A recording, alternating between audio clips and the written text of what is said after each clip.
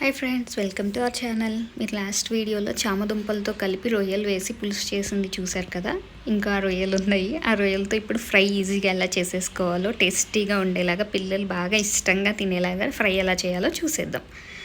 దీనికి కావాల్సిన పదార్థాలు: రొయ్యలు, సాల్ట్, ఎండు కొబ్బరి, ఆయిల్, ధనియాలు, గరం మసాలా, అల్లం వెల్లుల్లి పేస్టు, ఉల్లిపాయలు 2 పెద్దవి, 4 పచ్చిమిరపకాయలు, ఎండు కొబ్బరి, కరివేపాకు, కారం, తాలింపు దినుసులు. ఫస్ట్ ఒక బాండి పెట్టుకుని దాంట్లో నూనె దీంట్లో ఎక్కువ పడుతుంది. ఒక 3-4 టేబుల్ స్పూన్స్ ఆయిల్ వేసుకోండి. వేసుకుని ఫస్ట్ నీట్గా కడిగి పెట్టుకున్న రొయ్యలు, నీట్గా హెడ్ టైల్ తీసేసి తింటాం మేము, అవన్నీ తీసేసి నీట్గా కడిగేసి పెట్టుకున్న రొయ్యల్ని వేయించండి.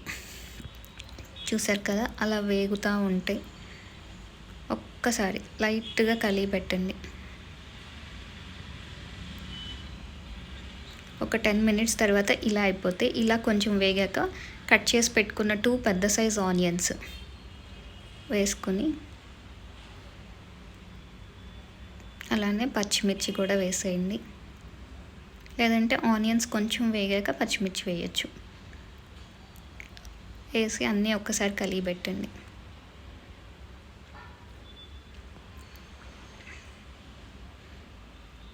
ముందే వేసేస్తే ఆనియన్ వేగిపోతుంది, రొయ్యలు వేగవు. సో అందుకని రొయ్యలు కొంచెం వేగాక ఆనియన్ వేస్తే బాగుంటుంది.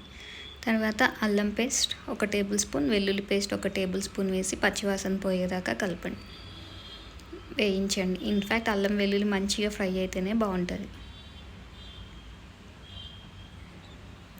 ఒకసారి ఫ్రై చేసినాక ఎండు కొబ్బరి ఉంది కదా, ఎండు కొబ్బరి మిక్సీలో వేసి పౌడర్ చేసి ఎండు కొబ్బరిని వేసేసాం. ఆ ఎండు కొబ్బరి వల్ల ఏంటంటే ఫ్రై మరీ డ్రైగా ఉండకుండా కొంచెం అన్నంలో కలుపునేలాగా గ్రేవీగా వస్తుంది అన్నమాట. ఇది సాంబార్లోకి కానీ రసంలోకి కానీ వేసుకొని తింటే చాలా బాగుంటుంది. విడిగా రైస్లోకి కూడా చాలా బాగుంటుంది. ఎండు కొబ్బరి ఆల్రెడీ డ్రైడ్ కాబట్టి ఎక్కువసేపు వేగక్కర్లేదు. తర్వాత ధనియాల పొడి ఒక 2 టీ స్పూన్స్ వేసాము. ధనియాల పొడి ఒక్కసారి ధనియాల పొడి వేసి కలిపేసేసి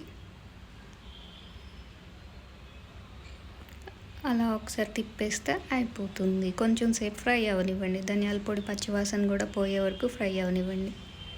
దెన్ సాల్ట్, మీకు టేస్ట్కి సరిపడినంత సాల్ట్ వేయండి.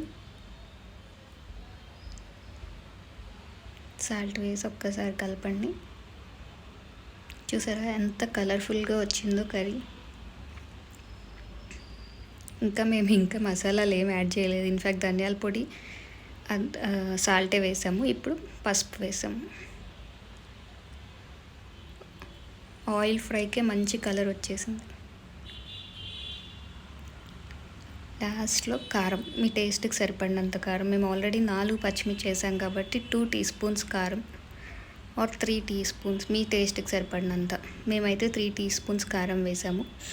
ఇవి కూడా ఒక్కసారి మసాలాలు కూడా మంచిగా ఫ్రై అయ్యేదాకా ఒక 5 మినిట్స్ అలా వేపుతూ ఉండండి. అడుగు అంటినా కూడా చాలా బాగుంటుంది. అది కొంచెం గీకి తింటేనే బాగుంటుంది. తర్వాత కరివేపాకు. ఈ కరివేపాకు లాస్ట్లో వేస్తేనే కూరకా ఫ్లేవర్ అంతా మంచిగా వస్తుంది. కొత్తిమీర, మీకు కావాల్సినంత కొత్తిమీర, ఫ్రెష్గా ఉండే కొత్తిమీరని కట్ చేసి వేసుకోండి. ఒక్కసారి కలిపేసి చివర్లో గరం మసాలా అలా స్ప్రింకిల్ చేసేసి